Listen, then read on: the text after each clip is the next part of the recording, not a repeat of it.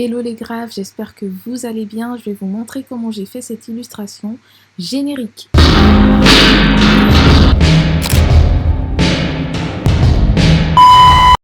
Hello la famille, j'espère que vous allez bien. Du coup, on se retrouve pour un petit tutoriel.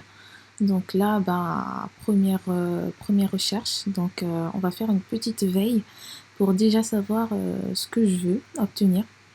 Donc je vais d'abord faire ma recherche justement sur les black skins et les black girls parce que je cherche en particulier une fille qui va donner vraiment un bon rendu.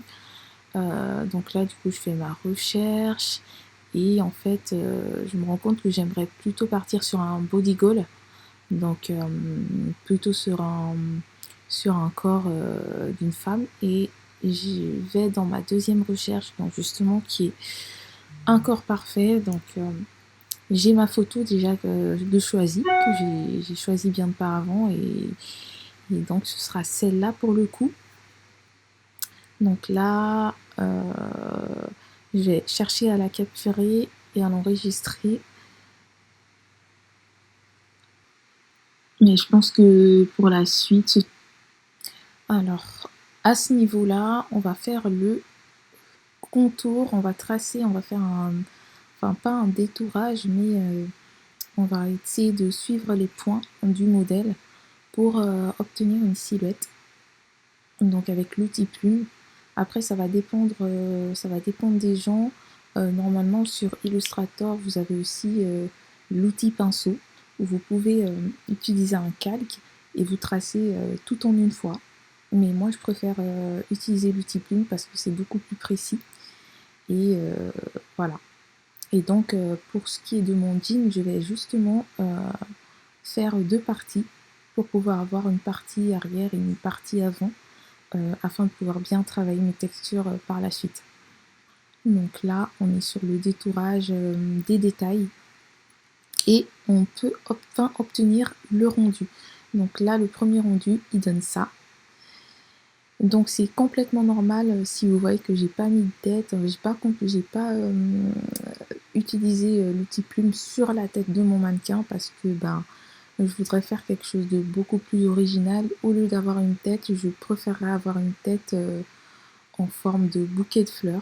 Donc là, après la finalisation, on va aller et assembler tous mes calques et le garder en séquence afin que quand je puisse l'importer sur After Effects, tout s'importe vraiment sans problème.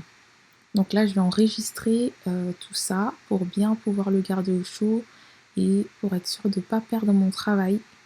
Donc voilà, quand on arrive dans l'enregistrement, vous mettez le nom que vous souhaitez et il faut bien vérifier que vous avez bien mis un nom, bien enregistré. Et moi en général j'ai un dossier spécial Illustrator pour pouvoir retrouver plus facilement mes fichiers. En général c'est bien d'être organisé. Après je dis pas que je suis forcément très très organisée, mais au moins je sais que à ce niveau-là je peux quand même bien retrouver mon fichier parce que je sais où il est placé. Donc pour ce qui est de l'étape suivante, on va ouvrir justement on va ouvrir notre illustration dans After Effects.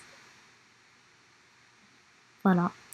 Et avant qu'on puisse arriver à cette étape-là, j'ai envie et j'aimerais d'abord pouvoir trouver ce que je souhaite en termes de tête, on va dire, ce qui va servir de tête à mon modèle. Donc j'aimerais quelque chose de plutôt original, notamment un bouquet de fleurs qui va représenter justement la tête de mon mannequin. C'est un peu, on va dire que c'est un petit peu artistique en vrai. Et donc là j'ai plusieurs modèles que j'apprécie beaucoup et je préfère les enregistrer. Et par la suite je verrai lequel je vais garder, lequel qui conviendra le mieux à mon modèle. Alors je reviens sur Illustrator justement pour pouvoir travailler mon bouquet de fleurs qui sera en guise de tête. Voilà. Et je vais d'abord justement vectoriser mon image.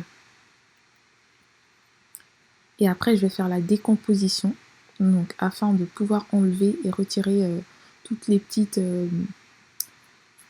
retirer le fond et retirer toutes les petites imperfections en fait de mon bouquet de fleurs. Donc pourquoi il est important de vectoriser une image avant? Parce que ça veut dire que après que mon image sera justement vectorisée, elle va garder en fait sa forme malgré le fait qu'on étire l'image, donc elle va pas se pixeliser. Donc de retour sur After Effects qu'on vient d'ouvrir, donc là je vais placer au mieux mon illustration au centre, donc je vais essayer de le centrer au maximum. J'ai utilisé justement la règle afin de pouvoir bien le placer au centre. Et je vais importer par la suite mes fichiers, donc que ce soit mes fonds et ma tête, donc en guise de bouquet. Et à ce moment-là, je vais chercher justement la meilleure... voilà, le meilleur fond possible afin qu'il puisse être adapté et qu'il puisse justement être en cohérence avec le tout. J'ai un premier fond que j'apprécie et celui-ci je l'aime beaucoup aussi parce qu'il est très coloré et je vais en prendre encore un dernier on va dire. Ouais. Et je pense que je vais aller... celui-ci aussi il est pas mal mais il est trop vert. Celui-ci il est sympa et je vais l'enregistrer parce que je le trouve cool et je pense qu'on va plutôt s'arrêter à 3 images et ce sera bon. Maintenant par la suite, voilà, j'agrandis mon espace de travail afin de mieux voir.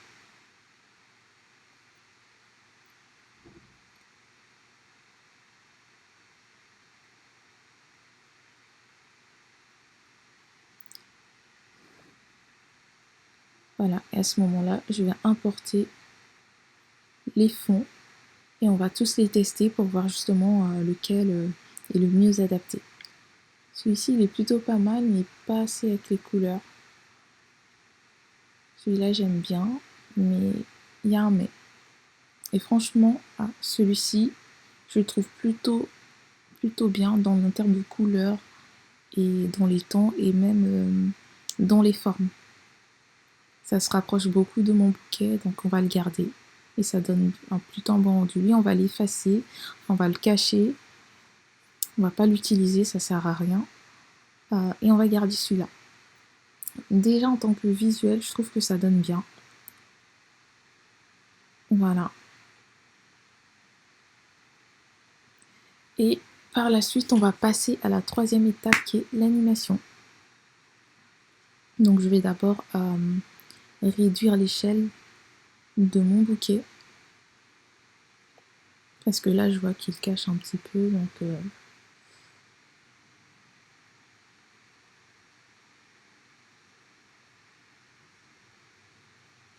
Donc là, je vais agrandir. En fait, j'aimerais en fait que le rendu, c'est-à-dire que ça fasse un effet de zoom. C'est-à-dire que la fleur, elle apparaît en zoom et après, elle se réduit. Donc on va voir ce que ça donne. Et avec une rotation,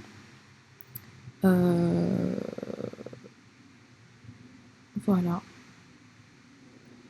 Donc en gros, voilà, j'essaie de réduire et de rajouter des keyframes. Donc les keyframes sont les images clés, donc les petits points bleus que vous voyez justement sur ma timeline. Et ça permet en fait d'avoir un temps de départ et un temps d'arrivée de mes éléments. Voilà. Et en gros, je voudrais vous dire que je vais continuer sur cette voie-là, même pour le fond. Il y a juste à faire pareil. Donc bouger un petit peu les éléments et ça fait une animation. Donc on fera de même, je ferai de même, je mettrai mes keyframes pour le fond parce que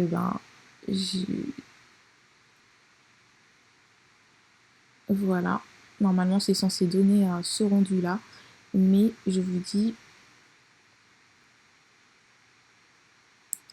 on aura juste à faire de la même chose pour le fond pour obtenir le résultat et ça donne un rendu, ça donne une animation. C'est juste des points à rajouter. Voilà, j'espère que le résultat vous a plu et je vous dis à très bientôt pour une prochaine vidéo.